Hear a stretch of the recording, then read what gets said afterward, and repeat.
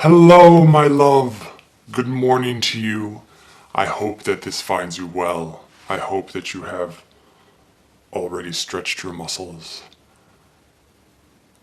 One thing I used to do for a certain time was jump in the coldest shower that I could manage. If you are doing that, I hope you have done it already and that has woken you up.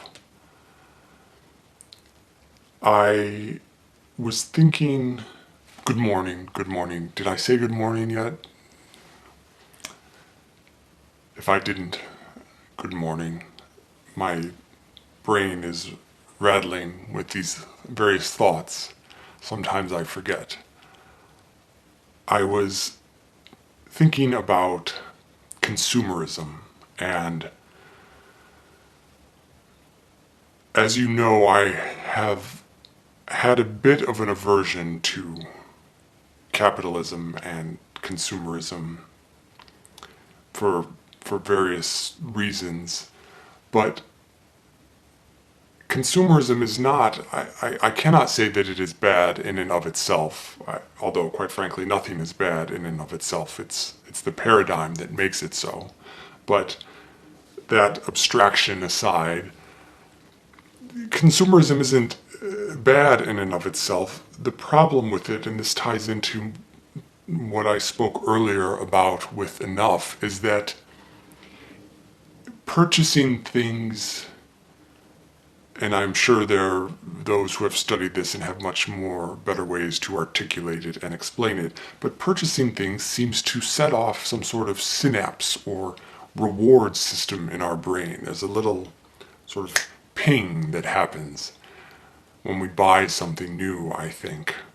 And especially if it is something for enjoyment or pleasure, I can't say, buying an apple necessarily has the same result. But it fades very quickly. And I remember a friend talking to me about this once, and he had said that it's sort of a constant, it's a conveyor belt. It feeds itself. It's almost, in a certain sense, like a bit of an addiction. We enjoy that ping in our brains. And that's what I don't like about consumerism, is that it feeds on itself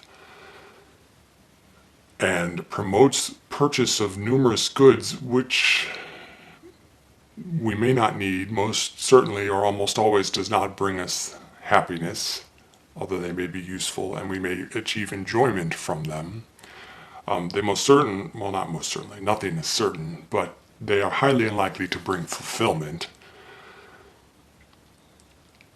And so, but yet it is such a huge part, or at least was a huge part of the culture that I lived in, and it was something that I bucked against a little bit. Whether that's right or wrong, I cannot say, but I've expressed my concerns with it, especially in terms of enough and realizing that we need so much less than what we think or desire. It also makes me think of, I had heard once,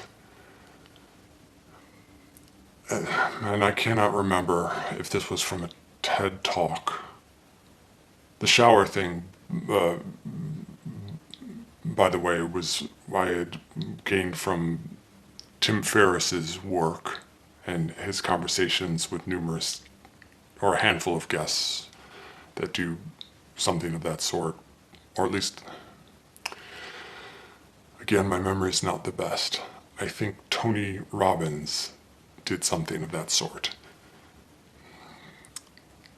But anyway, it reminds me of, I had heard, and this I think was from a TED Talk, not that it matters, but if you want to get some food or you're going to eat and you're trying not to, for whatever that reason may be, preferably a health one, is to wait simply 5 minutes, and that after waiting 5 minutes, the desire will dissipate.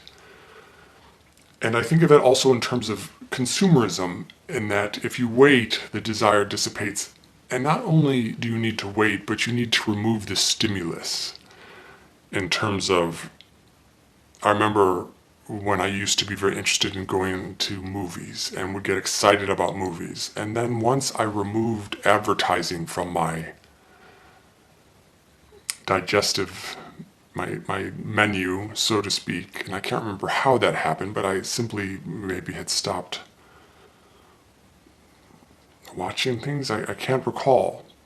But all of a sudden, I did not have as much desire to go see movies, which is of no surprise. But the point being, remove the consumption, the thing that is producing the stimulus to consume too, and the desire will dissipate. So, with that, I bid you adieu.